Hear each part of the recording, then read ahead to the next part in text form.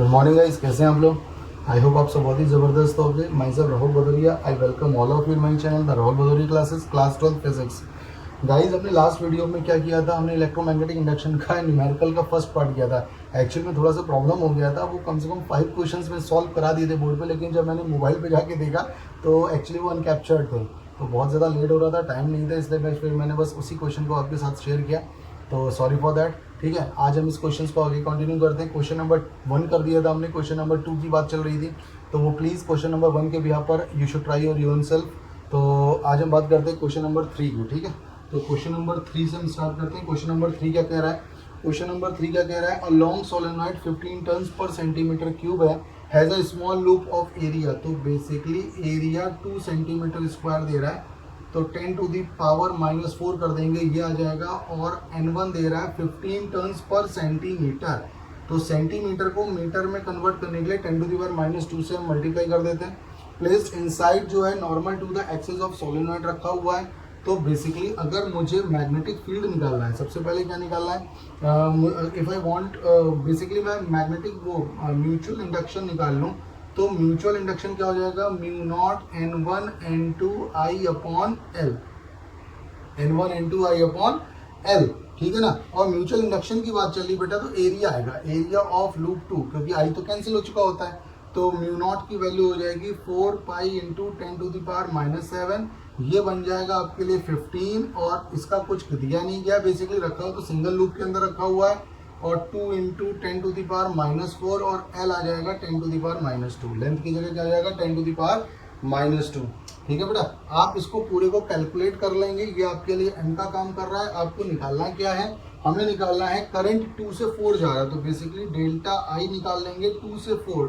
ठीक है, तो 4 -2 यानी कि 2 एम्पियर, और उसके लिए डेल्टा T यानी कि 0.1 सेकेंड भी दे रहा है। क्या दे रहा है, 0.1 सेकेंड भी दे रहा है। आपको EMF चाहिए, तो by Faraday second law -m delta I upon delta T हो जाएगा। तो बेसिकली ई माइनस साइन सिर्फ ये दिखाएगा कि वो इंड्यूस्ड EMF है, एक्चुअली में न्यूमेरिकल वैल्यू से कोई लेना देना नहीं होता, सिर्फ डायरेक्शन को बता दिया। तो M आपके सामने ये आया है, वॉट एवर जो भी ये M आया, आप इसको सॉल्व करेंगे। सॉल्यूशन तो बेटा आपको ही करना पड़ेगा। डेल्टा I कितना आ रहा है आपके सामने 2, और डेल्टा T कितना लग रहा है 0.1, और M की वैल्यू आप यहाँ से निकाल लेंगे, पुट कर देंगे, इतना EMF आपको वोल्ट में मिल जाएगा। ठीक है, तो प्लीज़ न्यूमेरिकल को सॉल्व जरूर करिए। आप सोचो बिल्कुल सर बिल्कुल सॉल्व करके निकाल दें, मल्टीप्लाई करके दे दें, तो बेटा थोड़ा सा ज़्यादा हो जाएगा वो, है ना। तो बस कंडीशन आपके सामने शेयर की जा सकती है, बाकी सॉल्यूशन। गाइस चलिए, थोड़ा वीडियो ऑफ हो गया था, इसलिए थोड़ा सा डिस्कनेक्शन हुआ है। तो क्वेश्चन क्या है कि हमारे पास एक यूनिफॉर्म मैग्नेटिक फील्ड है, ठीक है, जो 0.3 टेस्ला का है, आप NCERT बुक में देख सकते हैं। इसमें आपने एक लूप रखा हुआ है 8 सेंटीमीटर और 2 सेंटीमीटर का, ठीक है ना। अगर आप इस लूप को 8 सेंटीमीटर वाली साइड को लेकर उसके परपेंडिकुलर मूव कराओगे, तो व्हाट इज द टाइम, कितना टाइम लगेगा उसको। तो सबसे पहले तो आपको क्या लगाना पड़ेगा कि आपने जो मूव करा रहे हो किसके लिए, आप उसकी लॉन्गर साइड के लिए, इसका जो पार्ट 1 है लॉन्गर साइड यानी कि 8 सेंटीमीटर के लिए जब आप इसे मूव करा रहे हो, तो क्या होगा, 8 सेंटीमीटर के लिए जब आप मूव कराओगे, तो सबसे पहले EMF क्या बनेगा, BVL। तो B यानी कि मैग्नेटिक फील्ड तो 0.3 टेस्ला है, B वेलोसिटी, भाई B वेलोसिटी भाई कितना लग रहा है इसका, आप जरा क्वेश्चन में पढ़ेंगे तो B जो वेलोसिटी आ रही है इसकी, वो आ रही है आपके लिए 1 सेंटीमीटर पर सेकेंड। तो 1 सेंटीमीटर पर सेकेंड की वेलोसिटी है, तो इसमें 10 टू दी पावर -2 से मल्टीप्लाई कर देंगे, तो लगभग तो यही आएगा।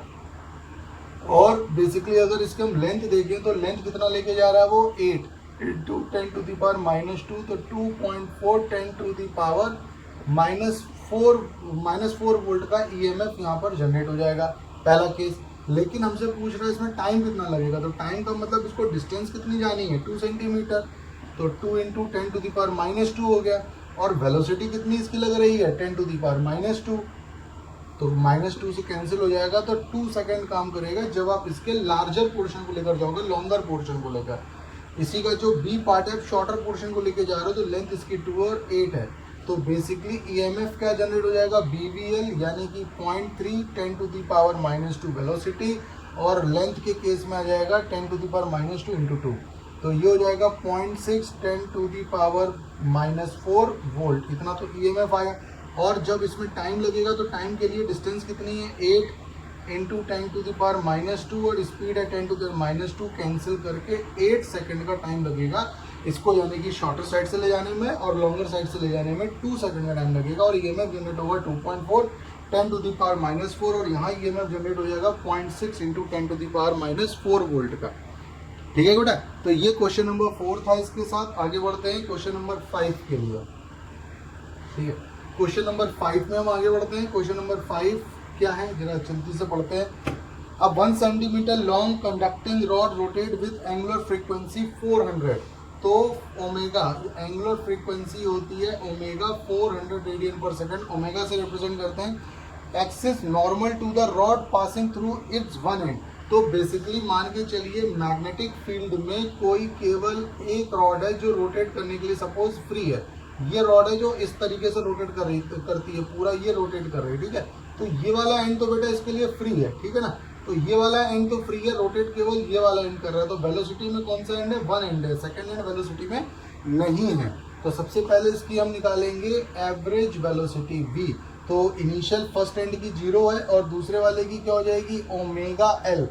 तो अपॉन 2 एवरेज वेलोसिटी हो जाएगी 1/2 ओमेगा एल। और जब वो घूमते टाइम पर ईएमएफ जनरेट करेगा तो BVL हो जाएगा।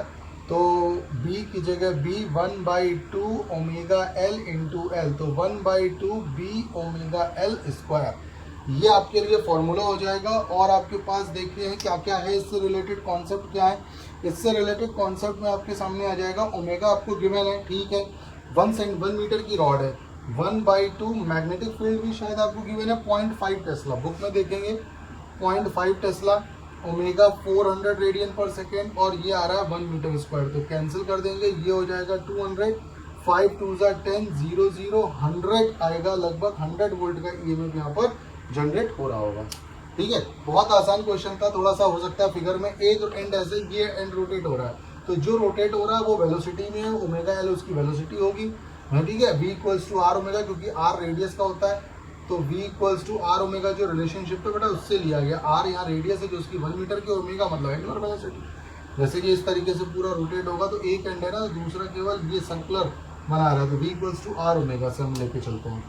तो दिस इज क्वेश्चन नंबर 5 आपके सामने जो डिस्कस हुआ है। क्वेश्चन नंबर 6, क्वेश्चन नंबर 6 मैं आपको अभी नहीं बता रहा क्योंकि इसके लिए कुछ कॉन्सेप्ट्स लगेंगे, तो वो आपको तब पता चलेगा जब ऑल्टरनेटिंग करंट, जैसे साइन के लिए मैक्सिमम क्या होगा, 1 राउंड पे 1/2 क्यों होता है, इस तरीके के कुछ छोटे मोटे कॉन्सेप्ट्स हैं जो आपको पता चलेगा नेक्स्ट में।